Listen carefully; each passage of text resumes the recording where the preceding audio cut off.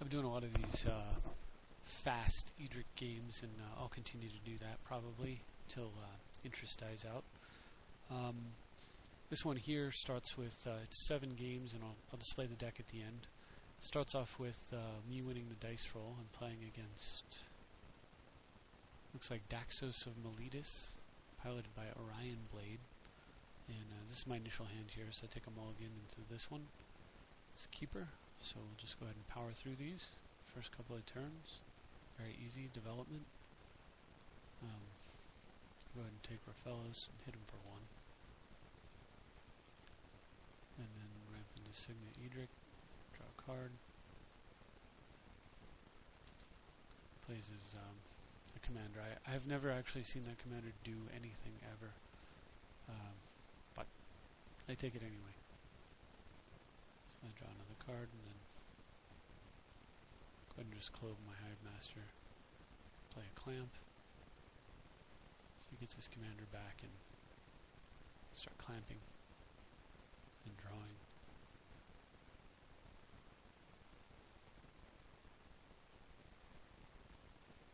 Clamping and drawing, and then finally I go ahead and Trastodon in. Even with that, and he decides that's all for him. So my next opponent is Mr. B yourself, who has lost the dice roll, and he is playing Animar, Soul of Elements. So I keep this hand a little bit slow, but that's okay. Actually, no, it isn't slow. What am I talking about? It's actually crazy fast. So I get a Garrick and go ahead and just throw a beast down. And get Edric into play, draw a couple of cards, and untap, retap, take his bird, and then I'm untapping the Wasteland. I'm going to play the Elvish Mystic and Wasteland one of his lands, but I guess that's a excessively good turn 3, and he decides he doesn't want to play it out. This next game is Marceline, who won the dice roll and is playing Daxos of Miletus. This seems to be drawing people towards him for some reason. Don't know why exactly, but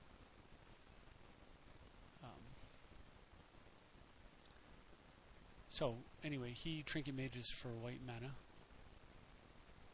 and I just level up and say go, taking some damage, and then he plays his commander there. And so in this turn, I want to get maximum value out of my turn, so I'm not quite ready to natural order right away, so I brainstorm into that hand there, and then I natural order, shuffling away the 2 cards that I didn't want, getting Trastodon, triple thumping his lands. Now, actually, interestingly, Trastodon cannot block Daxos, so he could have gone ahead and grabbed a card before conceding, but I guess he's good with that. I was just going to play Edric and strip mine wherever he played, so whatever. Another turn 3 kill. So now I'm going first again. I'm playing against, looks like Shieldred, piloted by a Gretzinger, yeah. It's got a great hand, so I go ahead and just keep that. Oops. Hold on a moment.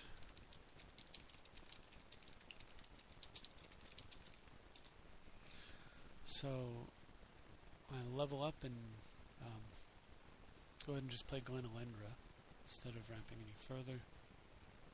I thought about just blocking and trading Glenalendra for his Goblin, then I was like, why even bother? It's just, who cares? I'm going to ignore that for the entire game, most likely. So I go ahead and just play Sylvan to get Island into play. Go ahead and just tap out for Edric. I'm not too worried about it when I see stuff like Festering Goblin over there. Not worried about holding up a counter. I get a Shackles there. So I go and just take his Goblin and smash him for cards. And play a Elvish Mystic. Nice thing is I'm sitting on this vault and I can use it whenever I want, but I just haven't had occasion to do so. So he plays Ileana Spectre. I figure it's not even worth countering. It's just a terrible card. In fact, in this situation, it's so bad, I'm actually willing to bounce a Spectre. It's something you don't see every day. I'm going to go ahead and send the team here and Sword of Fire and Ice. I deal 2 to his Goblin, so that I can now take his Spectre when he replays it. Get myself set up with double blue and pass the turn. So now he plays a Return Centaur. Just so much random trash. So I search for Cradle and response so he doesn't mill it off, and I don't counter it because I have a regrowth, so it's like he's making regrowth more powerful. I'm not going to counter it. Return Centaur almost ever anyway, but I've got shackles, so go ahead and just shackle that guy and get down with birds, regrow Crucible, so I'll have infinite guy's Cradle barring any crazy shenanigans. This is just mowing over some newbie's deck. I'm just trying to get through it as quickly as I can. I don't know, he kills one of my guys or something, and he kills my commander and plays a Spectre. I still don't counter it, still don't care. And like I've done every turn since basically forever, I take his creature, smash him.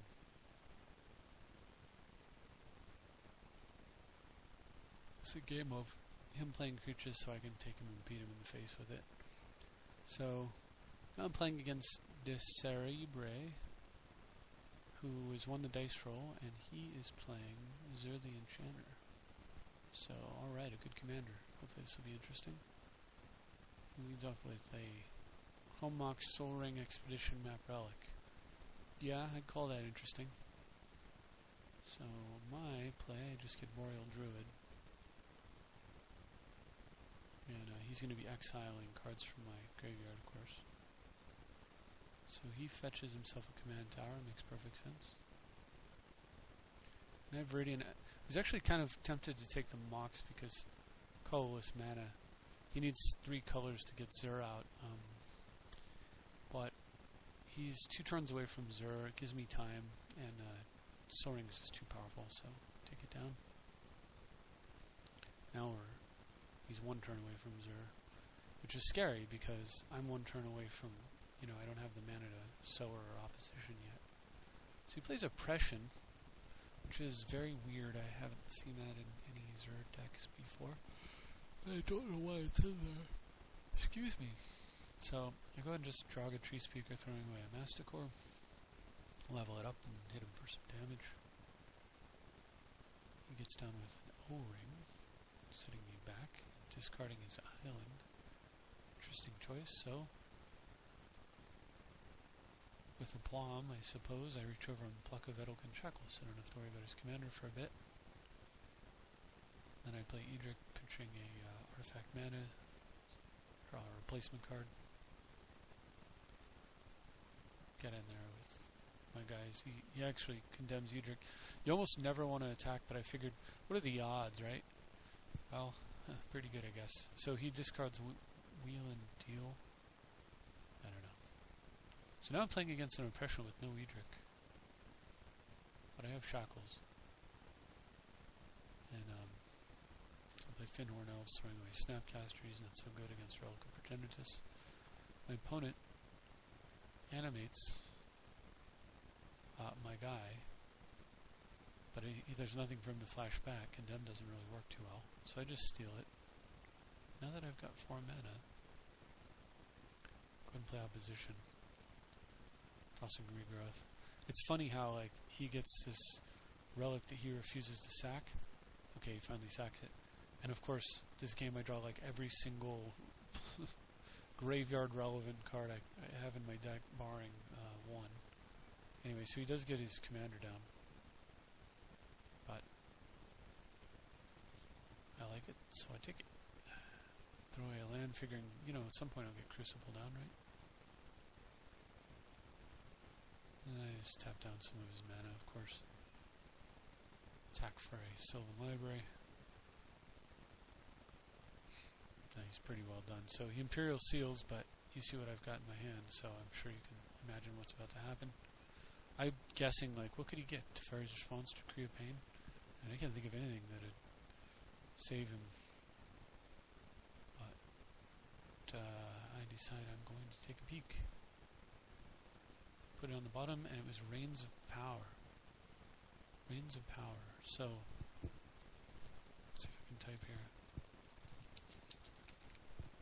that even do? It won't let me type in there. I didn't even take a look at it too well, but I think he gains control of all my guys and they gain haste until end of turn. So what he would have been able to do is just... not much because of opposition. Oh, it's untap them all, gain control of them, they gain haste. So he would have been able to take all my guys and attack with Zur, and then if he could have killed Jace, and then by attacking with Zur, he can go fetch his Necropotence to get the game. But whatever, Jace said no. So he gives up. So anyway, next opponent was KG Reload. I'm going first. He's playing Krenko Mob Boss. So I decided to keep this medium speed hand. But he's got what appears to be a slow draw. I don't even attack here because, I don't know, he's the Goblin. I mean, I'm the control player, not the aggro player, so. Turn 3, I go Deranged Hermit. Plays Blood Moon. This deck's not heavily affected by Blood Moon. I go ahead and let the Hermit go. Try to figure out exactly what I want to do here. Figure I'm going to play Edric at some point and hold a counter ready. I guess he just gives up. He sees that I'm about to draw like a ton of cards. So, nice try with the hosers. With a different draw, you might hurt me. But, final opponent is Mecha Vita, who wins the dice roll, and he is playing. It's another Zur deck. So it's nice to see these good commanders. Krenko's a good commander. I mean, if you're going to play mono red, Zur's a good commander for those colors. It's the best. So it's been nice. So I take a mulligan here, of course. And keep this hand here. Very, very slow hand, which is pretty bad against Zur. And he's got boots. Zur is a lot less scary without Lightning Greaves. This is like a key card for that deck, I think. So anyway, I play Draga Tree Speaker, not the Ranger, and not Green Sun Zenith. And of course I'm really, really wanting to draw a blue spell here. Now what's going to happen is, even if I do draw a blue spell, I can't force a will because he can sack the Judge. Judge is familiar. I can't force a will while tapped out. I would need an additional mana untapped. So this turn's pretty key. And luckily I do draw blue, so I'll level up, cast the Sylvan, which he cannot counter with Judge is familiar. Go get a land and get it into play. So, and I'm happy to see this temple in a sense, because he can't do anything with it this turn, and unhappy to see it in another sense, because Spiketail could be useful, but it's going to be hard to use it with a temple out. Draw Masticore. So what I do is Green Sun Zenith for 1, effectively getting like a triple mana source, so tap for green, pump my little soul ring there, cast the hatchling. Don't ask me what I was thinking here. This was absolutely terrible play, casting the hatchling right there,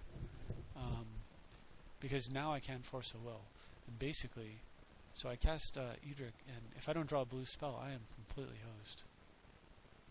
And look, he's a Doomblade, so I'm not even going to be able to draw a card. So I was getting ahead of myself with this play. It's very, very poorly done. I could potentially just lose the game right now. But thankfully he does not draw. This Temple of the False Gods does not produce white. And he doesn't draw white, so this turn, it's a mana going. And realize if I'm careful with my mana, I can actually hardcast Force of Will and still pay the 1 with the Judge's Familiar, which could buy me a turn. So my opponent counters Sword of Fire and Ice with Syncopate. X is 4, so I can actually pay that and keep a Sword of Fire and Ice, but I wouldn't be able to equip. And I think about doing it, and then I think the tempo is no good, so I let it go. Now the cool thing is with Quirion Ranger, if I'm tapped out, on his turn I can Quirion to get mana to pay for the Judge's Familiar. So as long as I get a blue spell in my hand, I can force a will. So with that thinking in mind, instead of casting the force of will, I go ahead and just get Edric down and send the team. So I create this kind of interesting scenario for him. If he blocks Quirion Ranger and kills it, then I don't need Quirion Ranger to get around Judge's Familiar. If he blocks Spiketail Hatchling and kills it, then I don't need, or Sylvan Ranger, like, no matter what he blocks, I'm going to be able to get around this Judge's Familiar because it'll be dead. If he doesn't block, then I just get 3 cards. So, I mean, if you're him, what do you do? So first he thinks, I guess, he's going to block this because, you know, he wants to have a Force Spike on the table. But then wisely, I think, he decides to block the Quarian Ranger. This is definitely the most sensible play because this guy represents like 3 mana a turn for me, as you've seen. So I draw 2 cards. And yes, there's a blue spell. Not one I want to force a will with, but whatever. I'm back in the game. He kills Edric, but does not have white. So I don't really like Temple of the False God. I'm not even playing it in my 2-color deck. The only deck I would ever play this in is like mono green Omnath. That's pretty much it. It's too risky any other deck. I mean, in that deck you're running like Cultivates and things along those lines, so it makes sense, but this is exactly why. Not only is it sometimes like completely worthless, does nothing, like the turn that he played it, but then other times, you know, especially in a 3-color deck like Zur, who doesn't need a lot of mana, all you need to do is play Zur and win the game. It's no good. So anyway, I draw and level up and decide that I've had enough risk for one game, and just ping him for a couple points of damage and stand up the mana drain with the little Force Spike there. So he plays Increasing Ambition and a mana drain, and he makes a sad face, which is correct. That should be a sad face for you. So he just powered my Edric back into play again, and I pick up 2 cards, and I was going to regrow the mana drain, but I witness it instead. Now I've got Mana Drain and a Force of Will, a Snapcaster, and a Spike. So he's still color-cocked over there, and this game's basically over. Now we just do what Edric does, generates billions and billions of mana and creatures, and goes absolutely crazy, backs it all up with a counterspell, and of course he gives up. So I hope you enjoyed those games. They were interesting. Perhaps I could have played it better. Here's the deck list, moved aside because I know where the watermarks are, so you should be able to actually see the cards now. And no changes have been made recently.